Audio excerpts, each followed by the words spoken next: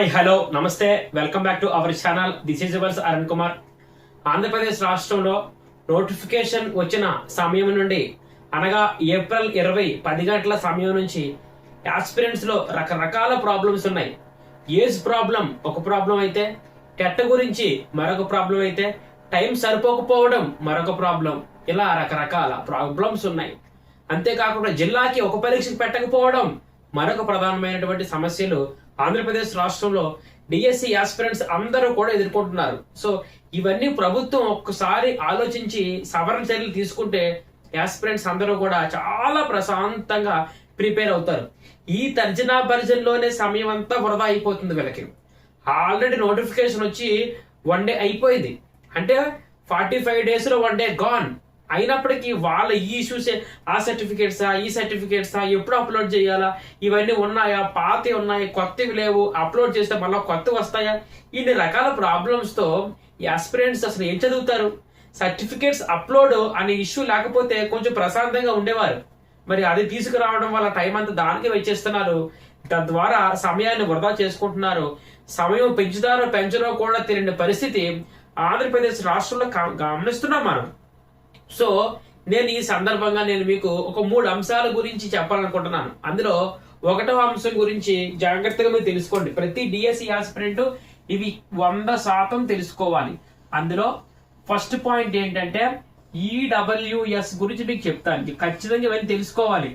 ఎవరు ఎందులోకి వస్తారు, ఎవరు దేంట్లోకి రారు. ఈడబ్ల్యూఎస్ ఒకటోదమ్మా. ఈ అంటే ఎకనామికలీ వీకర్ సెక్షన్ అంటాం అన్నమాట. మరి వీళ్ళు ఇందులోకి రావాలంటే మీ యొక్క వార్షిక ఆదాయం 7 లక్షల కంటే తక్కువగా ఉండాలి. 7 లక్షల కంటే తక్కువగా ఉంటేనే ఎర్లీ వీకర్ సెక్షన్ లోకి వస్తారు. క్లారిటీ అర్థమైంది కదా సార్? గత డిఎస్సీలో అయితే ఎర్లీ వీకర్ సెక్షన్ కి స్పెసిఫిక్ గా పోస్టులు ఉండేవి కాదు. కానీ మరి ఈ డిఎస్సీస్ లో ఎర్లీ వీకర్ సెక్షన్ మెన్షన్ చేస్తూ మరి వాళ్ళకి ప్రత్యేకంగా పోస్టులు కేటాయించడం ఆనందకరమైన విషయం. ఇందులో 8 లక్షల కంటే తక్కువగా ఉండాలి వార్షిక ఆదాయం. ఇది క్లియర్ కదా? ఇక దీని తర్వాత ఈడబ్ల్యూఎస్ లోకి ఎవరు రారంటే ఎస్సీ వాళ్ళు రారు, తర్వాత ఎస్టీ వాళ్ళు కూడా రారు, తర్వాత ఓబీసీ వాళ్ళు కూడా రారు. వస్తారనుకుంటారేమో, రారు. ఎస్సీ వాళ్ళు, ఎస్టీ వాళ్ళు, ఓబీసీ అంటే బీసీ అన్ని క్యాస్ట్లు ఎందులోకి రారు? ఈడబ్ల్యూఎస్ లోకి రారు. మిగతా వాళ్ళు వస్తారు. ఇది ఆర్థికంగా వెనకబడినటువంటి వర్గాలు ఇందులో మెన్షన్ చేయడం జరుగుతుంది అనమాట. వార్షిక ఆదాయం 8 లక్షలు ఖచ్చితంగా తక్కువగానే ఉండాలి. ఓకే, ఇది క్లియర్ కదా? ఇది. ఇక దీని తర్వాత నాన్ క్రిమిలేయర్ అనే కాన్సెప్ట్ మీకు చెప్పాలా. నాన్ క్రిమిలేయర్ అనే కాన్సెప్ట్ గతంలో అయితే నాన్ క్రిమిలేయర్ అనే ఇష్యూస్ గతంలో తీసుకొచ్చే వాళ్ళు కాదు, ఇప్పుడు తీసుకురావడం జరిగింది. ఇప్పుడు క్రిమిలేయర్ అంటే ఏంటంటే ఆదాయం అనేది 8 లక్షల కంటే ఎక్కువగా ఉంటే, సేమ్ కాన్సెప్ట్ ఇక్కడ కూడా, ఆదాయం 8 లక్షల కంటే ఎక్కువగా ఉంటే క్రిమిలేయర్ లోకి వస్తారు. మరి నాన్ క్రిమిలేయర్ లోకి ఎవరు వస్తారంటే ఆదాయం అనేది 8 లక్షల కంటే తక్కువగా ఉండాలి. అర్థమైందా? ఆదాయం 8 లక్షల కంటే తక్కువగానే ఉండాలి.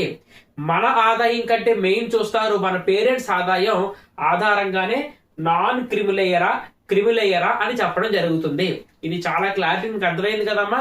సో ఇది అందరూ కూడా నాన్ క్రిమిలేయర్ అనే మాక్సిమం అందరూ కూడా ఆప్షన్స్ పెడతారనమాట. ఎప్పుడు అందరూ కూడా డిఎస్సి ఆస్పిరెంట్స్.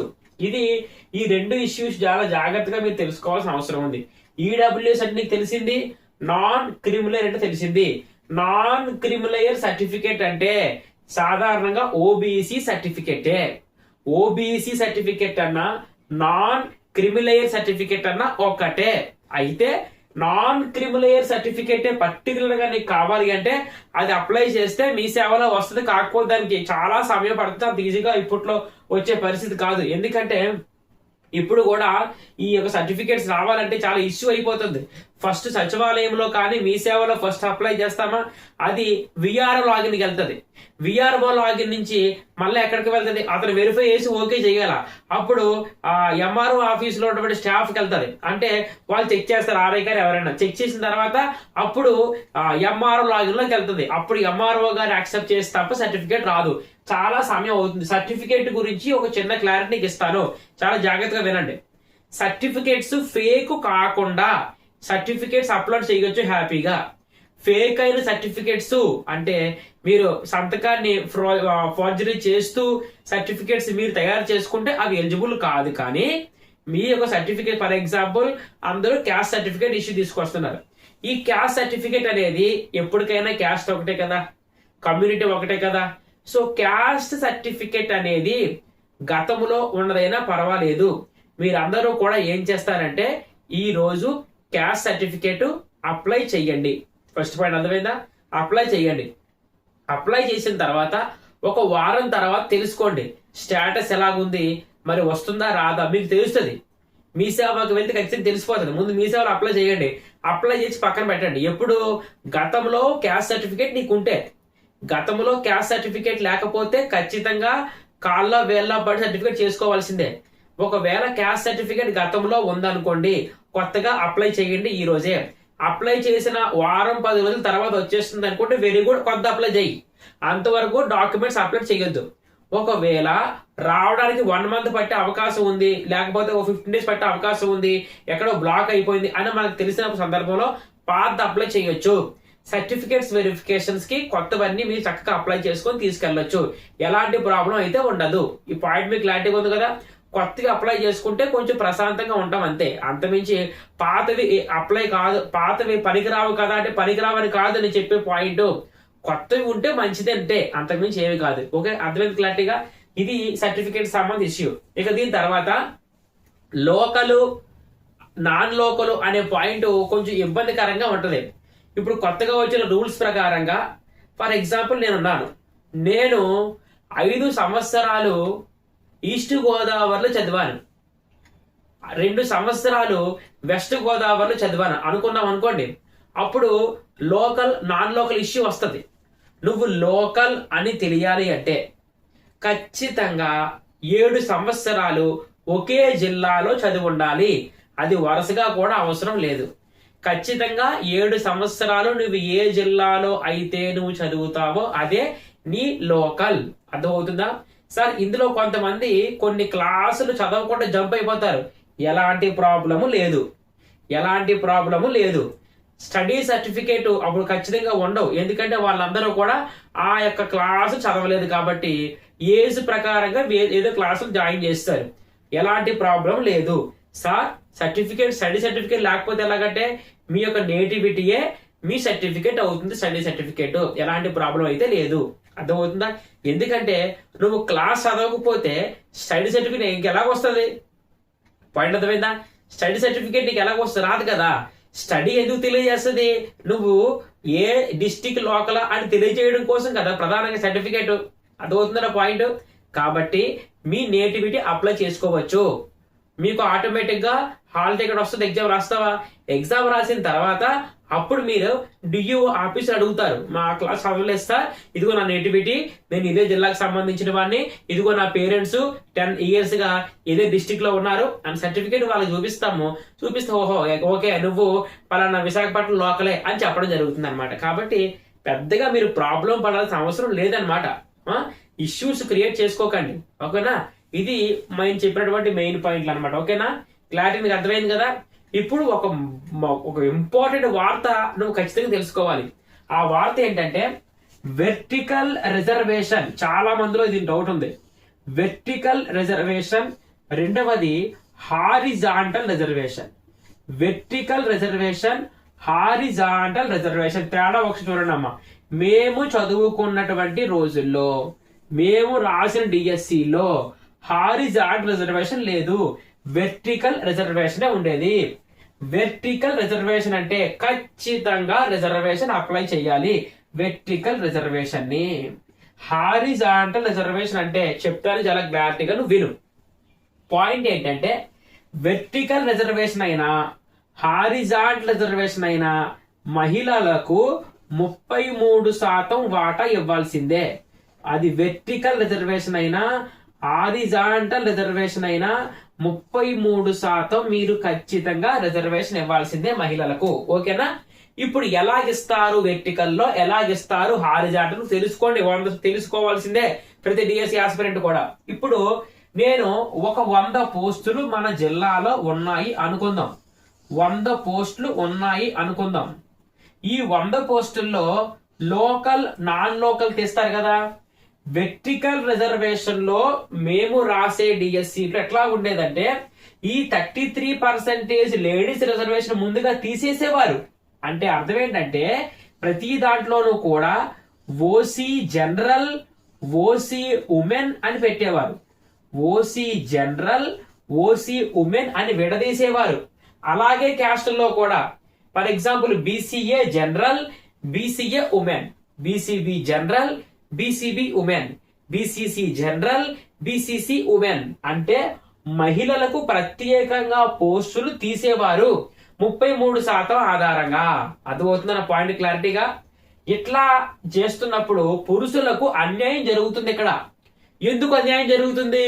ఫర్ ఎగ్జాంపుల్ 100 పోస్టుల్లో 33 పోస్టులు కేవలం ఉమెన్స్ కి ప్రత్యేకంగా పోయాయి. ఆ పోస్టులు పురుషులకు సంబంధం లేదు. ఇంకా ఎన్ని మిగిలిపోతాయి? ఇంకా 67 పోస్టులు మిగిలిపోతున్నాయి. అవునా కదా?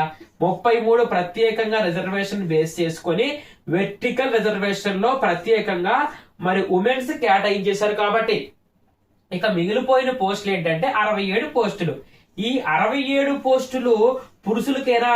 అలాగంటే మరి మహిళలు బొగ్గమంటారు వస్తారు రోడ్ల మీదకి. అలా కాదు. ఈ 67 పోస్టులు మహిళలు పోటీ పడొచ్చు, మరి పురుషులు కూడా పోటీ పడొచ్చు. అంటే 100లో 33 పోస్టులు ఓన్లీ మహిళలకు, 67 పోస్టులు జనరల్. జనరల్ అంటే అందులో మహిళలు పోటీ పడతారు, పురుషులు కూడా పోటీ పడతారు. ఓకేనా? ఇందులో మళ్ళా లోకలు, నాన్ లోకలు కూడా విడదీస్తారు.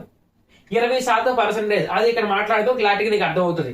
నా పాయింట్ ఏంటంటే మహిళలు ప్రత్యేకంగా 33 పోస్టులు తీసేస్తే 33 పోస్టులు మహిళలు కొట్టేవారు. వాళ్ళ పోస్టులు వాళ్ళకే కాబట్టి ఈ 67 పోస్టులు కూడా మహిళలు ఎత్తుకుని పోయేవారు. అర్థమవుతుందన్న పాయింట్. అంటే మరి మహిళలతో పోటీ పడాలా, ఢీ కొనాలా, వాళ్ళకంటే ఎక్కువగా రావాలా, అప్పుడే నువ్వు ఈ 67లో నువ్వు ఉంటావు. నువ్వంటే ఎవడు? పురుషుడు. కానీ ఈ 67 పోస్టులు కూడా మహిళలు బ్రహ్మాన్ని చదువుతారు. చదివి ఈ పోస్టులు కొట్టేవారు, పురుషులకు లేకుండా వాళ్ళ పోస్టులు వాళ్ళు తీసుకునేవారు. తద్వారా పురుషులకు అన్యాయం జరుగుతుంది. కాబట్టి హారిజాంటల్ రిజర్వేషన్ తీసుకురావడం జరిగింది. ఇది ఎలాగుంటదంటే హారిజాంటల్ రిజర్వేషన్ లో మహిళలకు ప్రత్యేకంగా పోస్టులు విడగొట్టరు. 33% ఇస్తాం, నేను కాదన్ను, మీరు ఫీల్ అవ్వద్దు.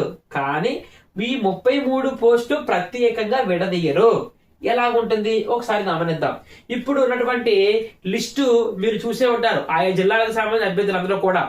ఈ లిస్ట్ లో మరి లోకల్, నాన్ లోకల్ అనే పదాలు మీరు వింటున్నారు. లోకల్, నాన్ లోకల్ అనే పదాలు మీరు వింటున్నారు. ఈ లోకల్ అనే పదంలోను, నాన్ లోకల్ అనే పదంలోను ఎవరెవరు దేనికి ఎలిజిబుల్లో ఒకసారి నేను చెప్తాను వినండి. ఫర్ ఎగ్జాంపుల్ 100 పోస్టులు ఉన్నాయి అనుకుందాం.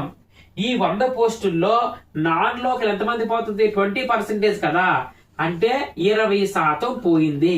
మిగతా ఎన్ని పోస్టులు ఉన్నాయి? 80 పోస్టులు ఏమవుతారు? లోకల్ అవుతారు. అంటే మాస్టారు నాన్ లోకల్ అంటే మిగతా జిల్లాల వాళ్ళు ఆ వేరే జిల్లాలు రాసుకుంటే నాన్ లోకల్ 20 వాళ్ళకి ఇచ్చేసి ఈ 80 లోకల్ ఇస్తారా? అలా కాదు మిత్రులారా. ఫర్ ఎగ్జాంపుల్ నేనున్నాను. నేను ఎక్కడ? నేను ప్రకాశం జిల్లా వాడిని. నేను ప్రకాశం జిల్లా వాడిని. నేను విశాఖపట్నం జిల్లాలో రాయాలి అనుకుంటున్నప్పుడు నాకు ఇక్కడ ఎన్ని పోస్టులు కనిపిస్తున్నాయి అంటే నేను ఈ 20 నాకు మాత్రం, నాకంటే నేను ఎలిజిబుల్ ఆ పోస్టులకి, ఆ 20 పోస్టులకి. ఎందుకంటే నేను నాన్ లోకల్ వాడిని కాబట్టి, నేను విశాఖపట్నం రాస్తున్నాను కాబట్టి ఈ 20 పోస్టులకు మాత్రమే ఎలిజిబుల్. అంటే మేమేనా? కాదు, ఆ విశాఖపట్నం జిల్లా వాళ్ళు పోటీ పడతారు. కానీ వాళ్ళకంటే టాప్ లో నేను రావాల మార్కులు, అప్పుడు నాకు జాబ్ వచ్చే అవకాశం ఉంటది అనమాట. సో ఇది మీకు అర్థమైందా? ఈ పాయింట్ ఆఫ్ వ్యూ దృష్టిలో పెట్టుకొని మీరందరూ కూడా ఎక్కువగా ఫర్ ఎగ్జాంపుల్ శ్రీకాకుళం వాసులు, ప్రకాశం వాసులు, తర్వాత నెల్లూరు వాసులు, ఇంకా తర్వాత అనంతపురం వాసులు, వీళ్ళు తక్కువ ఉన్నాయి. అనంతపురం కూడా ఉన్నాయి 200. అది కూడా పక్కన పెడితే ప్రధానంగా 3 జిల్లాలు. ఏ జిల్లాలు? శ్రీకాకుళం, తర్వాత ప్రకాశం, తర్వాత నెల్లూరు అనుకుందాం. ఎందుకంటే 100 చిల్లర ఉన్నాయి పోస్టులు కాబట్టి. ఈ జిల్లాల వాళ్ళు వీళ్ళు ఓపెన్ తో పోల్చుకున్నట్లయితే మరి కర్నూలులో ఎక్కువగా ఉంటాయి ఓపెన్, అంటే కొంచెం అందరూ పోటీ పడతారు కాబట్టి. అలాగే చిత్తూరులో కూడా ఎక్కువగా ఉన్నాయి పోస్టులు కాబట్టి అక్కడ కూడా నాన్ లోకల్లో ఎక్కువగా వస్తాయి పోస్టులు. అంటే కర్నూలు వాళ్ళకంటే నువ్వు దిట్టంగా చదివి వాళ్ళకంటే టాప్ లో ఆ యొక్క ఓపెన్ కేటగిరీలో నాన్ లోకల్ పోస్టులకు ఎలిజిబుల్ అవ్వాలి, అందుకంటే టాప్ మార్క్స్ రావాలి. అలాగే క్యాస్ట్ లో కూడా రిజర్వేషన్ ఇస్తారు, అర్థమవుతుందా? ఇది నువ్వు తెలుసుకో. అలాగే 20% క్యాస్ట్ కూడా ఇస్తారు. ఓన్లీ ఓపెన్ కేటగిరీ కైనా క్యాస్ట్ లోను కూడా నాన్ లోకల్ ఇవ్వడం జరుగుతుంది. అర్థమవుతుందా పాయింట్? అంటే నేను విశాఖపట్నం జిల్లా వాడిని అయితే నేను 100 పోస్టులకి ఎలిజిబుల్లే. నేను వేరే జిల్లా వాడిని విశాఖపట్నం రాయాలనుకుంటే 20 పోస్టులకి ఎలిజిబుల్. ఇది క్లారిటీగా అర్థమైంది కదా? లోకల్, నాన్ లోకల్ అనే పదాల క్లారిటీ, ఇంత క్లారిటీగా మనం డిస్కషన్ చేయాలి. ఇక దీని తర్వాత సార్ ఈ 33% రిజర్వేషన్ ఎలాగేస్తారు నాకు చెప్పు, ఒకసారి చూద్దాం. ఇప్పుడు లోకల్లో ఫర్ ఎగ్జాంపుల్ ఈ 80 పోస్టుల్లో మహిళలకు ప్రత్యేకంగా పోస్టులు విడగొట్టరు, కలిసిపోయి ఉంటాయి. ఎలాగుంటాయి సార్ అంటే ఈ పోస్టుల్లో, ఈ 100 పోస్టుల్లో 33 మంది మహిళలు ఉండాలి ఖచ్చితంగా. అర్థమైంది పాయింట్? ఈ మొత్తం పోస్టుల్లో అంటే 100కి 33 కాబట్టి 100కి 33 అంటే 80కి ఎంత అంటే అంతమంది మహిళలు ఉండాలి, అది అలా అన్నమాట. సో ఈ పోస్టుల్లో 33 మంది మహిళలు ఉండాలి, అంతేగాని మహిళలకు ప్రత్యేకంగా పోస్టులు విడగొట్టడం జరగదు. హారిజాంటల్ రిజర్వేషన్ లో ఈ డిఎస్సిలో అంటే మన మెగా డిఎస్సిలో వెర్టికల్ రిజర్వేషన్, హారిజాంటల్ రిజర్వేషన్ రెండు కూడా వర్తింపజేస్తూ నోటిఫికేషన్ సమాచారం ఉంది. కాబట్టి మహిళలకు ప్రత్యేకంగా పోస్టులు విడగొట్టకుండా కలిసిపోయి ఉంటాయి. ఫర్ ఎగ్జాంపుల్ 1 నుంచి 50 వరకు అందరూ కూడా పురుషులే ఉన్నారు అనుకుందాం. 1వ నెంబర్ నుంచి 50వ నెంబర్ వరకు మొత్తం మీద పురుషులే ఉంటే తర్వాత దాదాపుగా 33 పోస్టులు మహిళలకు ఇవ్వాలి. కాబట్టి అక్కడి నుంచి మొత్తం వరుసగా అందరికి మహిళలకు ఇస్తారు, ఇంకా పురుషులకు ఇవ్వరు. ఎందుకు? వాళ్ళు ఖచ్చితంగా ఫిల్ చేయాలి కాబట్టి. ఫర్ ఎగ్జాంపుల్ ఫస్ట్ వాడు పురుషుడు, 3 మహిళ, మళ్ళా 5 మహిళ, 9 మహిళ, అలా లెక్కేసుకుంటా 1 నుంచి 100 లోపు ఎంతమంది మహిళ అని 1 నుంచి 100 లోపు 33 మంది ఖచ్చితంగా మహిళలు ఉండాల్సిందే, అర్థమైంది నా పాయింట్ నీకు? సో అట్లా డివైడ్ చేయడం జరుగుతుంది అనమాట. ఇది నీకు సంబంధించి అలా open category local, non local తీశాడు. అలాగే బీసీఏ, బీసీబీ, బీసీడీ, బీసీఈ, అంతేకాకుండా ఈడబ్ల్యూఎస్, అలా దేనికి దానికి లోకల్, నాన్ లోకల్ చాలా క్లారిటీగా రోస్టర్ చాలా క్లారిటీగా చాలా అద్భుతంగా ఉంది. ఎవరికి డౌట్ లేకుండా ఒక్కసారి లిస్ట్ చూస్తే మనకు క్లియర్ గా అర్థమైపోద్ది అనమాట. నేను ఎన్ని పోస్టులకు ఎలిజిబుల్లా అని. నేను ఎన్ని పోస్టులకు ఎలిజిబుల్? ఫర్ ఎగ్జాంపుల్ నేను కృష్ణా జిల్లా వాడిని అనుకుందాం. కృష్ణా జిల్లాలో నేను బీసీడీ అనుకుందాం. ఇప్పుడు నేను ఎలా చూసుకోవాలి? కృష్ణా జిల్లా వాడిని నేను బీసీడీ వాడిని. ఫస్ట్ ఓపెన్ లో ఎన్ని పోస్టులు ఉన్నాయి? 100 ఉన్నాయా? ఓకే, 100 పోస్టులు నేను ఎలిజిబుల్. ఓకే కదా? అందులో ఫర్ ఎగ్జాంపుల్ 20 నాన్ లోకల్ ఉన్నాయి, 80 లోకల్ ఉన్నాయి. ఆ మొత్తం 100కి ఎలిజిబుల్ కదా. తర్వాత నా యొక్క బీసీడీలో లోకల్ ఎన్ని ఉన్నాయి? నా బీసీడీలో లోకల్ ఒక 20 ఉన్నాయి అనుకుందాం. నాన్ లోకల్ ఉన్నాయి ఒక 3 ఉన్నాయి అనుకుందాం. సో ఆ 23 పోస్టులకి నేను ఎలిజిబుల్లే. అంటే ఆ యొక్క 100, ఈ యొక్క 23, అంటే నాకు మొత్తం 500 చిల్లర పోస్టులు ఉన్నా నేను ఆ 123 పోస్టులకి ఎలిజిబుల్ అనమాట. నా పాయింట్ చాలా క్లారిటీగా అర్థమైంది కదా? సో అన్ని పోస్టులకి మన ఎలిజిబుల్ కాదు, మన కేటగిరీలో ఉన్న పోస్టులు మళ్ళా ఓపెన్ లో ఉన్న పోస్టులు. అదే లోకల్ వాడైతే ఆ లోకల్, నాన్ లోకల్ కూడా మొత్తం ఎలిజిబుల్ అవుతుంది అనమాట. ఈ పాయింట్ ఆఫ్ వ్యూలో మీరు చాలా జాగ్రత్తగా మరి ప్రకాశం జిల్లా వారు, నెల్లూరు జిల్లా వాళ్ళు, శ్రీకాకుళం జిల్లా వాళ్ళు ఒక్కసారి మీరందరూ కూడా కర్నూలు జిల్లా, చిత్తూరు జిల్లాకి సంబంధించిన పోస్టులు పీడిఎఫ్ ప్రింట్అవుట్ తీయండి. ప్రింట్అవుట్ తీసి నీ యొక్క ఓపెన్ లో నీ యొక్క లోకల్ నాన్ లోకల్ ఎన్ని పోస్టులు లెక్కేసుకోండి, ఇక్కడ ఎన్ని పోస్టులు లెక్కేసుకోండి. కర్నూలులో చాలా ఎక్కువగా నాన్ లోకల్ పోస్టులు కనిపిస్తాయి కాబట్టి నీకు దమ్ముంటే రాయండి, కర్నూలులో కానీ చిత్తూరులో కానీ. అర్థమవుతుందా?